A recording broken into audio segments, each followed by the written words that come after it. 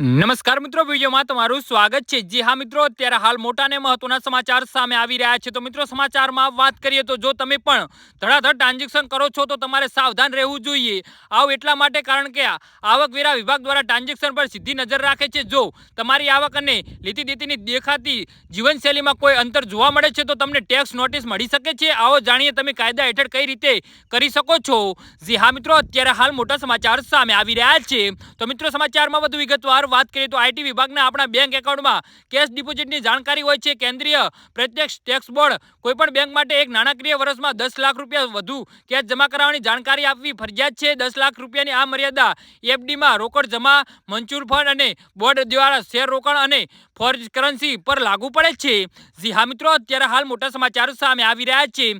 તમને જાણીને નવાઈ લાગશે પણ ભારતમાં સૌથી વધુ નાણાકીય વ્યવહાર સેવિંગ એકાઉન્ટમાંથી કરવામાં આવે છે। બચત ખાતામાં પૈસા જમા કરાવવાની કોઈ લિમિટ હોતી નથી, પરંતુ સેવિંગ એકાઉન્ટમાં જમા થતા પૈસા ઇન્કમ ટેક્સની ગણતરી હેઠળ આવે છે, તેથી તેની જાણકારી આપવી પડે છે। સેવિંગ એકાઉન્ટ માટે કોઈ નિયમ નથી જેથી એક લિમિટ સુધી પૈસા જમા કરો। જી હા મિત્રો, તો આના વિશે તમારું શું કહેવું છે તો કમેન્ટ બોક્સમાં જરૂરથી જણાવો।